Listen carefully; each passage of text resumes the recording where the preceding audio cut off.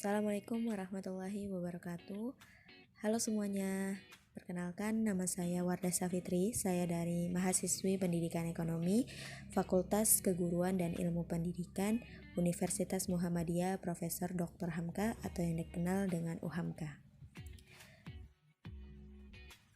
Pada video kali ini saya akan membahas sedikit laporan yang mana kegiatan pada magang 3 ini dilakukan secara daring, yaitu bertempat di Sekolah SMK Jakarta Timur 1 dengan mata pelajaran otomatisasi tata kelola keuangan, mengajar kelas 11 otomatisasi tata kelola perkantoran atau kelas 11 OTKP.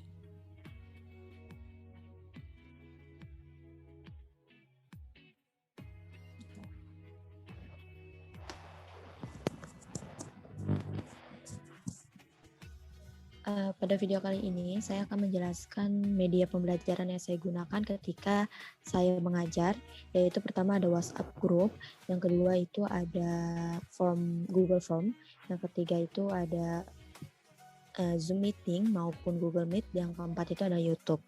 Nah, jadi WhatsApp group ini digunakan untuk mengkomunikasikan melalui PJ dari masing-masing kelas. Jadi saya mengajar 4 kelas, masing-masing dari PJ-nya itu masuk ke kelas ini, dan saya menginfokan apapun terkait pertemuan yang akan dilaksanakan gitu. Misalnya saya melakukan Zoom meeting, maka linknya saya kirimkan ke PJ masing-masing. Nanti PJ masing-masing bisa mengirimkan kepada teman-temannya. Jadi ini adalah tempat saya menginformasikan terkait pembelajaran atau pertemuan yang akan dilaksanakan. Yang kedua itu adalah Google Form. Google Form ini adalah untuk absen, yang mana misalnya pada pertemuan 16 Maret ini, jadi saya menggunakan Google Form untuk absen dari anak-anak gitu. Jadi kalau misalnya untuk pertemuannya tidak menggunakan Zoom Meet, maka di WhatsApp group ataupun di Google Form ini saya akan memberitahukan seperti ini, yaitu mereka suruh menyimak video pembelajaran di YouTube, yang mana nanti mereka akan diberi tugas maupun nge-review dari materi yang telah mereka tonton gitu. Jadi misalnya saya upload di YouTube. Nah, fungsi dari media pembelajaran yang di YouTube ini adalah saya mengupload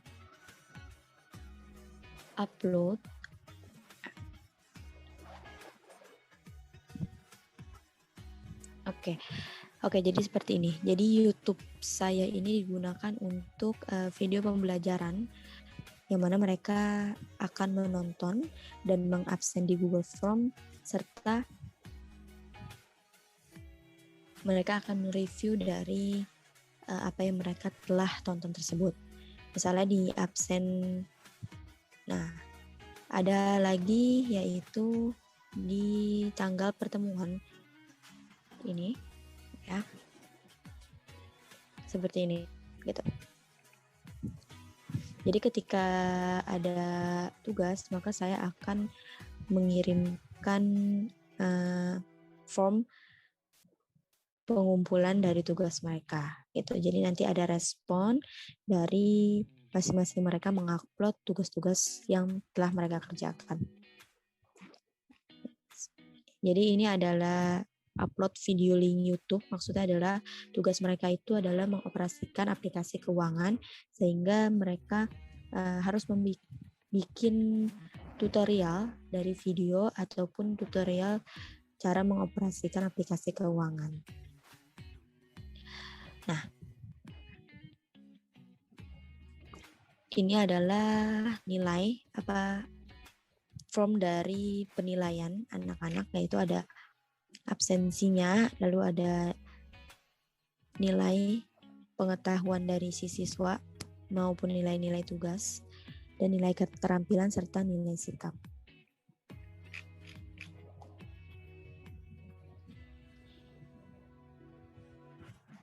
Oke, itu dia media pembelajaran yang saya gunakan ketika pembelajaran daring di SMK Jakarta Timur 1 pada kelas 11 OTKP.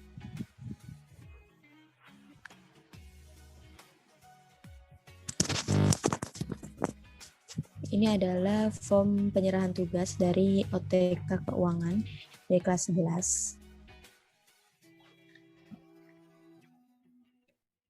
Salah. Dari sini.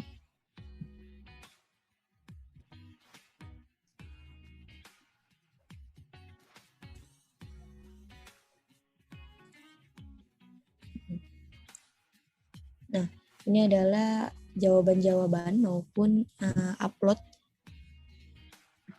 dari siswa-siswa pada tugas-tugas yang telah mereka kerjakan. Seperti itu.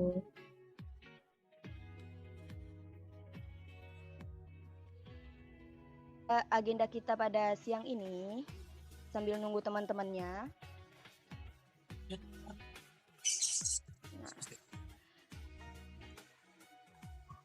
Yaitu adalah evaluasi kegiatan administrasi keuangan. Itu ada di buku halaman 152. Sebenarnya nanti saya hanya menjabarkan sedikit aja tentang evaluasi kegiatan administrasi keuangan ini, gitu. Jadi yang pertama ini, kita lihat ada agenda yaitu pengertian evaluasi, terus yang kedua ada evaluasi administrasi, ada pentingnya melakukan evaluasi, yang ketiga cakupan evaluasi kegiatan administrasi, dan juga analisis dalam evaluasi. Nah, kemarin kalian kan sudah mengerjakan ini ya, video yang tutorial.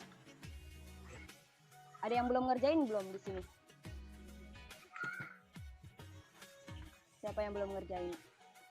Aplikasi komputer, tapi kita menggunakan basis Android. Ya, jadi bisa digunakan dalam smartphone kalian. Beberapa sudah ada yang bagus menjelaskan detail dari awal sampai akhir. Gitu. Jadi untuk teman-teman, anak-anak semua yang belum mengerjakan, untuk segera dikerjakan. Gitu. Jadi itu ada kaitannya dengan ini. Jadi setelah laporan yang kalian sudah kerjakan di dalam sebuah komputerisasi ataupun dalam laporan yang sudah kalian kerjakan di smartphone kalian gitu ya, laporan tentang jurnal umumnya, terus juga laporan laba rugi, neraca saldo, sampai kepada perubahan modal yang kemarin kalian sudah kerjakan, ini ada sangkut pautannya, akhirnya laporan pertanggungjawaban keuangan itu masuk ke dalam evaluasi kegiatan administrasi keuangannya. Yang pertama itu ada evaluasi. Pengertiannya apa sih? Bisa dibacakan untuk Martin coba. Pemberian angka dan penilaian kata-kata yang usaha untuk menganalisis hasil kegiatan.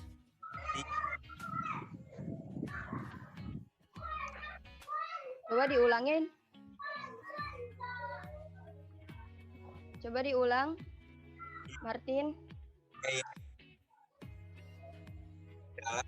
Dan pemberian angka dan penilaian. Ya.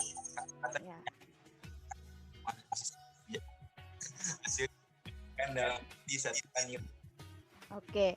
Jadi pengertian dari evaluasi adalah penaksiran, pemberian angka dan penilaian, yaitu ada kata-kata yang menyatakan usaha untuk menganalisis hasil kebijakan dalam arti satuan nilainya. Ini maksudnya adalah jadi dalam suatu kegiatan evaluasi ini penting karena itu mengukur daripada penaksiran apakah dari setiap kegiatan ini hasil dari kegiatan itu dinyatakan berhasil atau tidak.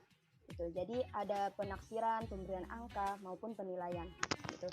Jadi kalau misalnya kalian kan di dalam suatu sekolah ada yang namanya penilaian nih, assessment. Itu tuh hasil dari pekerjaan kalian yang selama ini kalian telah lakukan. Yang telah kalian lakukan dan itu ada hasilnya penilaian. Dan itu penilaian itu yang dijadikan sebagai evaluasi. Ataukah ini mencapai suatu target, ya, nilai kalian ini mencapai suatu KKM atau enggak. Gitu. Jadi evaluasi itu untuk administrasi keuangan ini sangat diperlukan karena untuk mengetahui bagaimana prosedur maupun proses dari kegiatan keuangan itu yang telah dilakukan dalam perusahaan maupun organisasi. Oke, sampai sini paham? Paham, Paham Bu. ya? Paham ya? Paham. Oke. Kita lanjut yang kedua itu evaluasi administrasi. Nah, evaluasi administrasi ini apa? Jadi saya di buku kan itu ada panjang ya, lumayan perkataannya, tapi saya kasih yang pertama adalah mengukur, yang kedua adalah perkembangan, yang ketiga adalah didapatkan suatu hal atau masalah, yang keempat itu adalah solusi. Martin dimatiin dulu itunya. Nah ya, oke. Terima kasih. Jadi kenapa mengukur ya? Kenapa mengukur? Jadi dalam setiap kegiatan mengukur itu adalah hal yang tadi yang saya bilang, penilaian dari kegiatan yang telah dilakukan oleh suatu perusahaan. Jadi kegiatan, misalnya kegiatan kalau misalnya di dalam suatu kelas gitu ya, ataupun organisasi OSIS, itu penilaian itu dapat diukur ketika pekerjaan yang itu telah dilakukan. Yang kedua itu adalah perkembangan. Perkembangan ini adalah untuk mengetahui laporan keuangan dari tahun ke tahun, gitu. Jadi kalau misalnya kegiatan keuangan ini, misalnya kita sudah mengetahui prosesnya, kita sudah mengetahui sampai akhir yang telah ditetapkan, gitu. Misalnya hasilnya itu baik, maka perkembangan dari tahun ke tahunnya, misalnya di tahun ini mendapatkan pendapatan yang lebih tinggi dari tahun berikutnya. Nah, begitu pula misalnya kegiatan pada tahun ini lebih baik daripada kegiatan dari tahun-tahun sebelumnya. Itu namanya perkembangan. Perkembangan itu dilihat dari evaluasi ini. Apakah menjadi yang lebih baik ataukah menjadi yang lebih buruk. Seperti itu.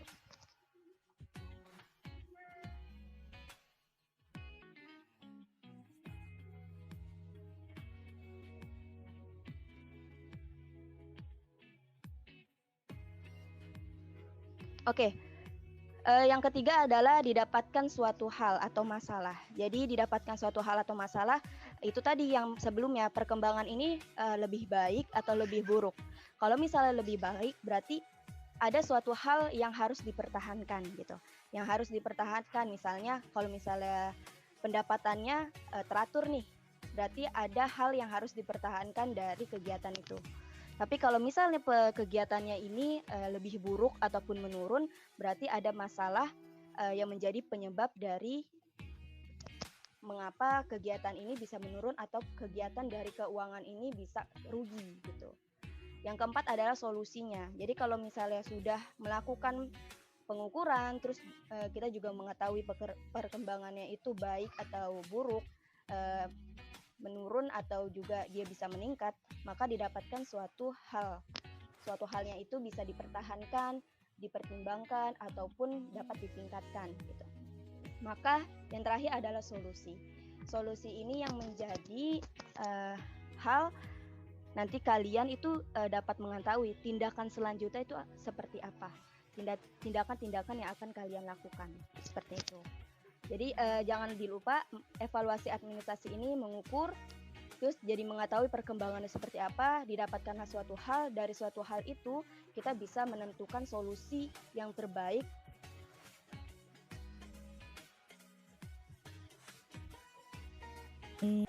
Akuntansi UKM ini gitu. Nah, coba kalian juga dilihat contoh dari soal yang kemarin sudah saya kasih, yang transaksi butik Nyonya Fatima bulan Januari 2021. Kita masukin ya. Kita masukin di jurnalnya. Contoh di bulan Januari, kemarin itu kan transaksinya bulan Januari. Kita masukin apa tuh poin pertama? Pada tanggal 3 Januari, Nyonya Fatima mendirikan butik dengan menyetorkan uang sebesar 37 juta. Oke, kita masukkan. Kalau misalnya dia mendirikan butik menyetorkan uang sebesar, berarti itu apa? Modal ya. Modal. Berarti di sini kita cari ada gak modal? Oke, ada. Tambah modal. Ininya adalah modal pemilik disimpan ke kas.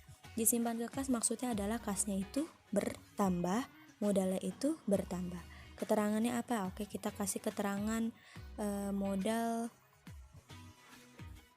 Nyonya Fatimah atau ibu butik Fatimah.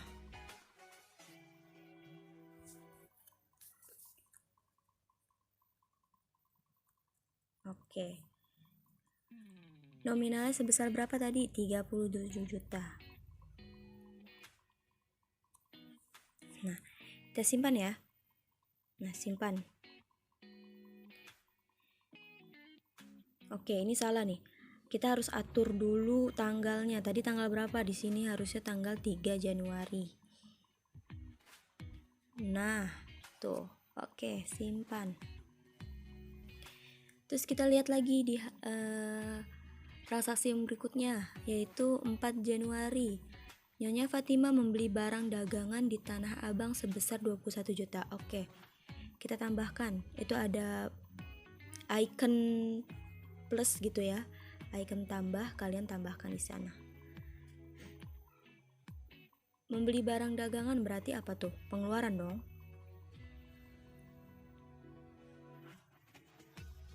Pengeluaran. Diambil dari kas untuk apa? Kita lihat untuk apa. Di sini ada gak persediaan barang dagang? Nah, ada nih.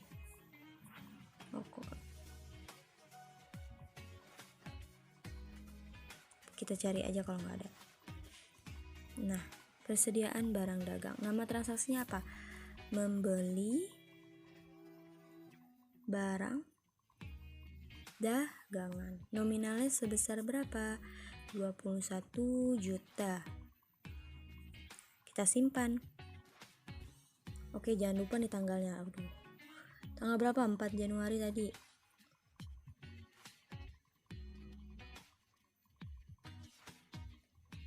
Januari. Ini harusnya Januari.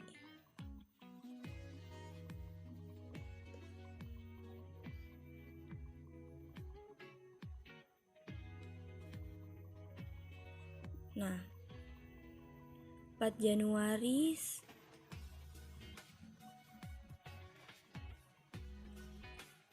kok nggak ini sih tadi. Oke, ulang ya. 4 Januari pengeluaran dari kas untuk persediaan barang dagang. Nah,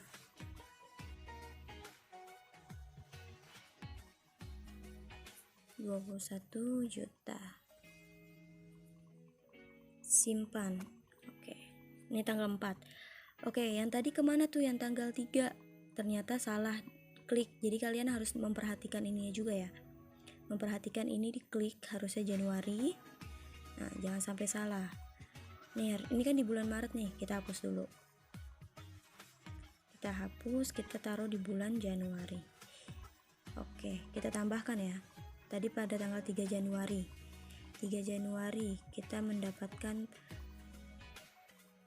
tambah modal dari modal pemilik, simpannya ke kas, kasnya bertambah, modalnya bertambah, modal Bu Fatimah. Oke, tadi sebesar 37 juta. Kita simpan. Set. Nah,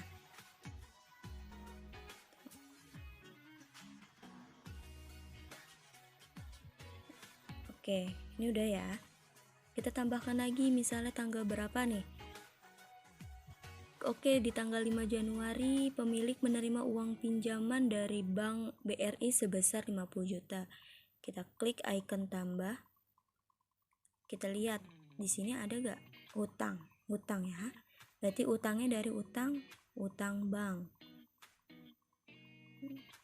Utang bank simpannya ke kas. Maksudnya adalah kasnya bertambah, utangnya bertambah. Transaksinya adalah utang bank. Keterangannya mendapatkan pinjaman dari bank sebesar 50 juta.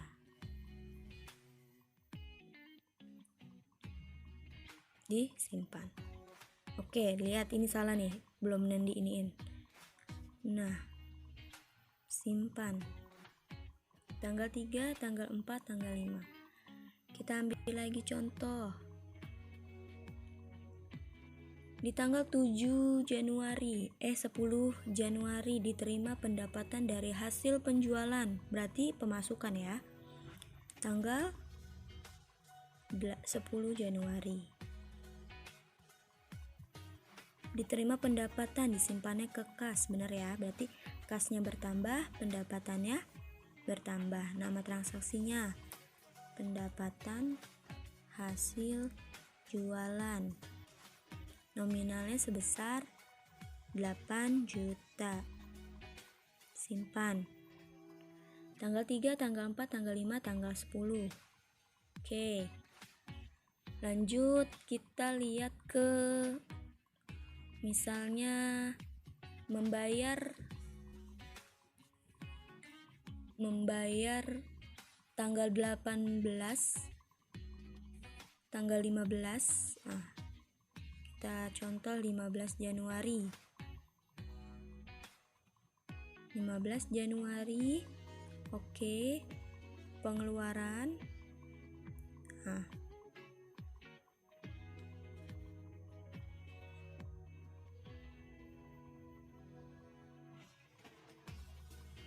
Nah, di tanggal 15 Januari itu ada soalnya Nyonya Fatima mengambil uang untuk keperluan pribadi sebesar 4.500.000. Berarti di sini adalah tarik modal. Nah, diambilnya dari kas. Ya, kasnya berkurang, price-nya bertambah gitu. Jadi nominalnya apa? Price. Keterangannya price Bu Fatimah gitu. Nominalnya berapa? 4.500.000. Nah, kita simpan ya. 15 Januari mengambil uang. Oke. Kita ambil contoh satu lagi. Nyonya tanggal 20 Januari. 20 Januari soalnya seperti apa bunyinya? Membayar air PDM dan juga listrik. Nah, 387 ditambah 120.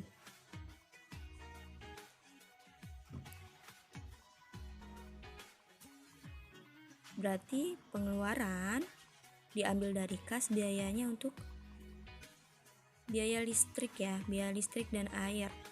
Ini boleh digabung, boleh satu-satu. Yaudah kita masukin aja biaya listrik deh. Oke. Nah, nama transaksinya apa? Biaya listrik air. Dan air ya. Nominalnya berapa?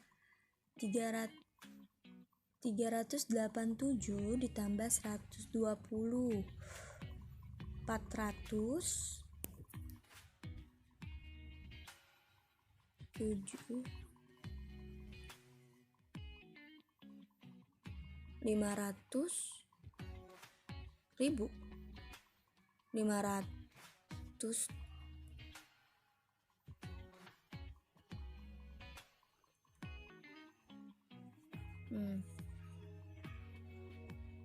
ya, jadi 120 tambah 387 7 10 1 507. Kita simpan. Nah, ini contoh ya. Contoh. Nanti kalian bisa lihat nih langsung ke ininya, laporannya, contohnya ya. Terus kayak kalian bisa lihat di sini ada jurnalnya, ada buku besarnya, ada neraca saldonya, langsung ada laba ruginya, neracanya, terus ada dan lain sebagainya. Kita lihat dulu yang jurnal umum yang kemarin kalian sudah bikin di manual. Nih, Januari ya, jangan lupa. Nah, tuh. Oke. Bisa dilihat tanggal 3 Januari tadi adalah kas bertambah, modal bertambah, kasnya di debit, modalnya di kredit. Oke. Di tanggal 4 Januari persediaan barang dagangnya bertambah di debit, kasnya berkurang di kredit. Nah, tanggal 5 Januari ada utang bank, kasnya bertambah, utangnya bertambah, kas bertambah di debit, utangnya bertambah di kredit. Nah, tanggal 10 Januari mendapatkan penghasilan ya, penghasilan dari jualan. Berarti kasnya bertambah, pendapatannya bertambah. Kasnya di debit, pendapatannya di kredit. Di tanggal 15 Januari ada Prive, Ibu Fatimah. Diambil tuh uangnya tuh. Berarti Prive-nya di debit, kasnya di kredit.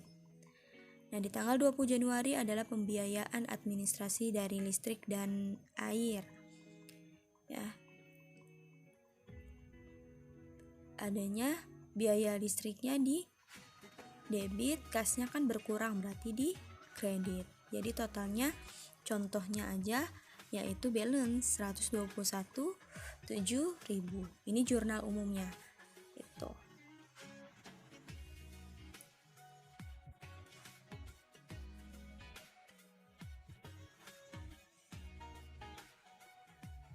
Ya, lanjutan dari karakteristik adalah macam-macam laporan. Nah, macam-macam laporan ini ada laporan keuangan negara, ada keuangan daerah, ada keuangan pada perusahaan. Nah, untuk pada macam-macam laporan ini, laporan keuangan, ada realisasi anggaran, neraca, arus kas, catatan laporan keuangan. Keuangan daerah juga sama karena mereka itu dari pemerintah gitu. Jadi direalisasikannya untuk laporan keuangannya seperti ini, ada 4 gitu. Tetapi kita nggak akan membahas tentang ini, keuangan negara dan keuangan daerah, tapi kita akan membahas tentang keuangan pada perusahaan. Jadi kita belajarnya yang ini gitu, fokusnya pada 4 hal ini aja. Laporan laba rugi, laporan perubahan modal, laporan arus kas, sampai kepada laporan neraca gitu. Oke, kita lanjut aja.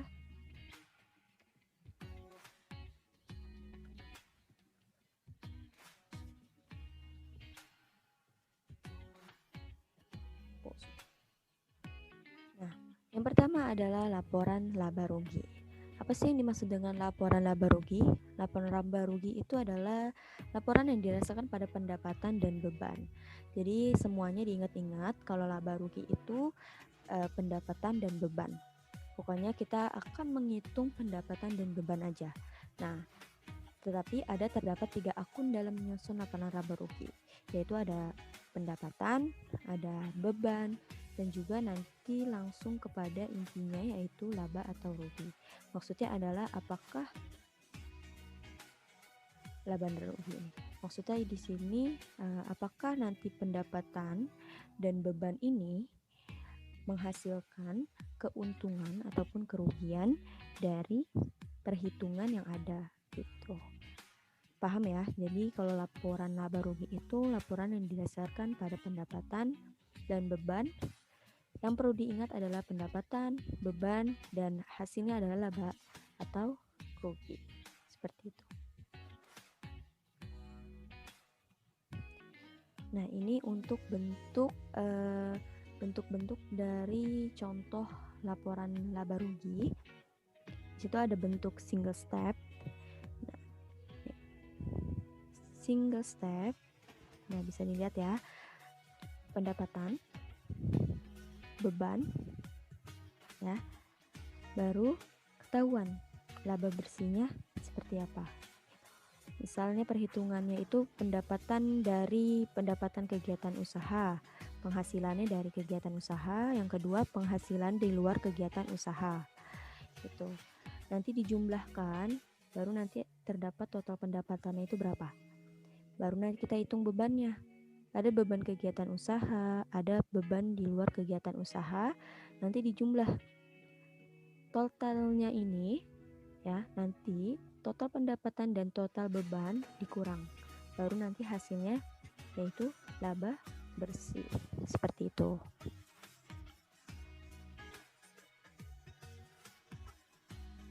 Oke.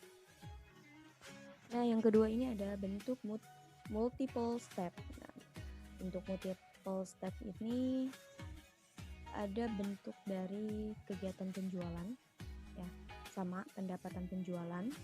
Nanti di sini dihitung beban operasionalnya, sama tentang pendapatan dan juga beban. Tapi mungkin dari bentuk multiple step ini agak lengkap gitu. Hitung semuanya dari pendapatan penjualan itu dihitung ada penjualannya berapa, terus retur penjualannya berapa, nanti potongan penjualannya ini retur penjualan ditambah potongan penjualan, nanti hasilnya sebentar. Nah, ini penjualan, retur penjualan, potongan penjualan. Retur penjualan sama potongan penjualan ini ditambah nih. Ditambah nanti hasilnya ditaruh sini, ya. Hasilnya nanti dikurangi sama penjualannya, gitu. Nanti hasilnya baru penjualan bersihnya berapa. Nanti juga perhitungan ada harga pokok penjualan. Harga pokok penjualannya dihitung berapa, nanti dikurangi dengan penjualan bersih. Seperti itu. Nanti baru dapatlah laba kotornya itu harga sekian, keuangannya sekian, gitu. Nanti juga beban operasional, dihitung beban apa saja, nanti dijumlahkan, hasilnya ini, baru nanti ditambah lagi beban administrasi atau umum, ya. Beban-beban yang lain maksudnya beban penjualan, beban administrasi,